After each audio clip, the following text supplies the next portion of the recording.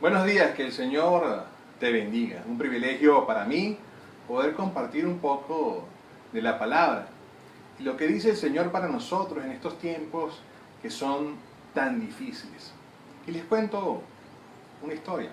Hace un tiempo apliqué a una posición en una empresa en Silicon Valley y después de varios intercambios de correos me hicieron algunos exámenes que duraron muchas horas.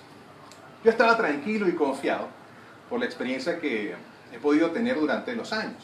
Así que inicié estas pruebas en línea y dentro de estos exámenes había uno muy interesante referente a las actitudes frente a los problemas graves y cómo respondería a esas situaciones en pocos minutos. Había que desarrollar una respuesta con las implicaciones de cada caso y su solución desde mi perspectiva. Después de un rato y de avanzar, volví a pensar en las respuestas de las preguntas anteriores. Si había dado una respuesta correcta o no, o si mi nivel de inglés estaba bien como para comprender las posibles aristas en las preguntas. Eso me llenó de dudas y me planteaba las preguntas y las respuestas una y otra vez. Eso no me dejó tranquilo por varios días. Y aunque mi vida no dependía de ello, hoy me pregunto, ¿y si mi vida hubiera dependido realmente de eso? Si esos problemas hubieran sido realmente míos, o hubieran sido preocupaciones familiares, con mis hijos, con mi esposa, ¿cómo los sobrellevaría? ¿Entraría en mí la duda? Estoy seguro que en algún momento, o justo ahora, estás pasando por alguna situación difícil en tu vida. Y las dudas, las preocupaciones, te atacan. Es allí donde nuestro enemigo, el diablo, pone su confianza, infundiendo miedo, generando temores que impidan que pongas la mirada en la verdad. Dice la palabra del Señor en Juan capítulo 14, versículo 6. Yo soy el camino y la verdad y la vida. Nadie viene al Padre si no es por mí. Y en Juan 8, versículo 32. Y conoceréis la verdad, y la verdad os hará libres. Es decir, que si lo buscamos a Él, hallaremos libertad a nuestros temores y respuestas a nuestras preguntas. En Mateo capítulo 14, versículo 16 al 19, hay que recordar que donde vemos el relato de este milagro en el que Jesús alimenta a más de 5.000 personas, dice ya el pasaje, Jesús les dijo, no tienen necesidad de irse, dadles vosotros de comer. Eso se lo dice a los discípulos. Y ellos dijeron, no tenemos aquí sino 5 panes y 2 peces. Él les dijo, tráenmelos acá. Entonces mandó a la gente recostarse sobre la hierba y tomando los 5 panes y los 2 peces y levantando los ojos al cielo, bendijo y partió y dio los panes a los discípulos y los discípulos a la multitud. Y comieron todos y se saciaron y recogieron lo que sobró de los pedazos. 12 cestas llenas.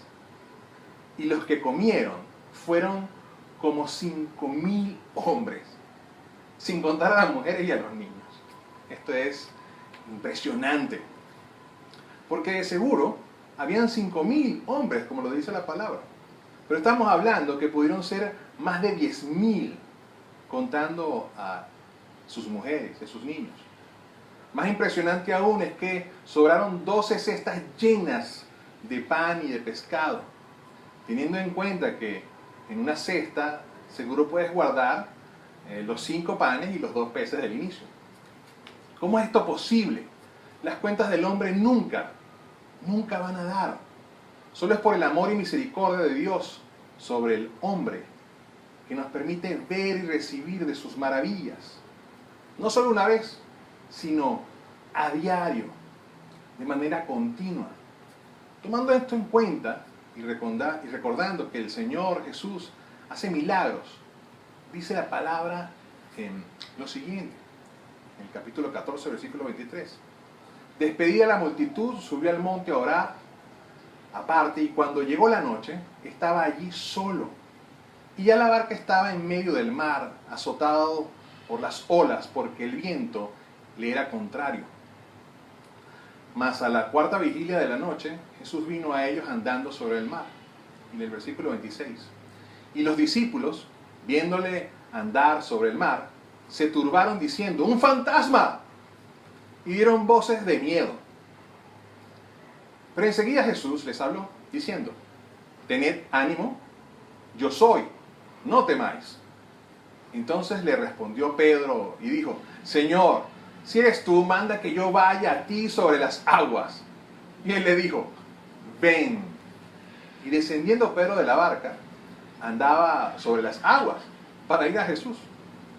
Pero al ver el fuerte viento, tuvo miedo, y comenzando a hundirse, dio voces diciendo: Señor, sálvame. Al momento, Jesús, extendiendo la mano, asió de él y le dijo: hombre de poca fe, ¿por qué dudaste? Debemos respondernos la pregunta: ¿qué es la duda? En pocas palabras, la duda es la incertidumbre que se experimenta ante algún hecho o noticia, la falta de certezas en el pensamiento o las acciones. La palabra deriva del verbo dudar, que a su vez procede del latín dubitare, que significa vacilar entre dos cosas, es decir, que afecta las decisiones, la confianza y el juicio de o hacia una persona, haciendo que el ánimo y hasta la fe vacilen. Comprendiendo esto, existen 3 puntos fundamentales a tener en cuenta cuando nos invade la duda.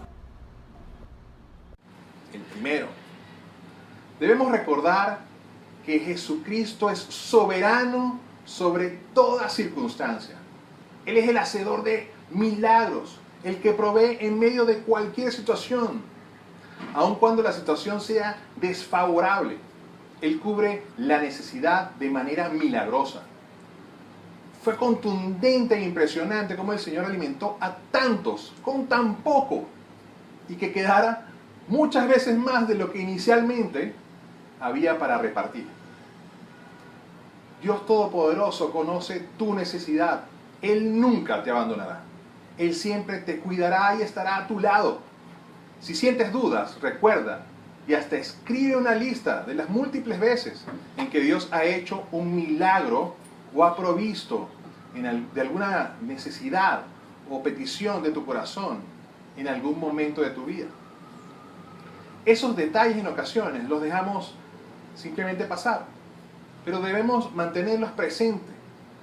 El Señor Jesús, el que hace milagros, nos ama, cuida, provee y responde a sus hijos siempre.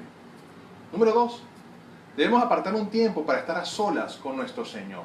En el versículo 23, el Señor Jesús nos enseña que se apartó de la multitud para tener un tiempo a solas con el Padre.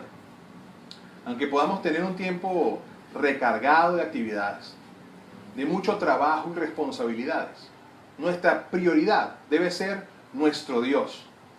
Mantener un tiempo íntimo de oración y lectura de su palabra aviva nuestra relación con Dios, la cual es vital, nos nutre y fortalece para enfrentar los problemas y dificultades en nuestra vida. Leer su palabra de manera constante nos da la oportunidad de conocerle mucho más. En su palabra hay vida y sabiduría que nos permitirá comprender los propósitos y amor de Dios para con nosotros. En su palabra está la clave para conocerle realmente. Debemos entonces ser disciplinados y buscar a Dios, que nos ayudará siempre en nuestro caminar y en nuestro crecimiento, para llegar a la estatura de lo que el Señor quiere realmente de nosotros. Y punto número 3, debemos poner nuestra mirada en Cristo. En el versículo 28 vemos como Pedro, aún con algo de temor e incertidumbre, da sus pasos de fe, pero en medio del mar agitado dejó de poner sus ojos en el Señor, y las circunstancias lo hicieron dudar. Comenzó a hundirse. Quizás no caminemos sobre las aguas, pero sí por circunstancias difíciles. Si nos concentramos en las olas que se levantan cerca de nosotros, sin buscar la ayuda de Dios, también terminaremos desesperados y hundiéndonos. Así que mantengamos nuestra fe en medio de las tormentas. Mantengamos los ojos en el poder de Cristo y no en nuestras fuerzas, o en nuestras circunstancias, o en nuestra capacidad. Si ponemos nuestra mirada fija en Dios, nada podrá detener nuestro avance, siempre y cuando sea su voluntad y nos dirijamos en la dirección correcta en la que Dios será glorificado. Si nace la duda en ti, recuerda bien estos 3 puntos.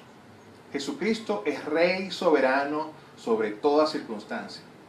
Aparta un tiempo y mantén una relación diaria con Dios.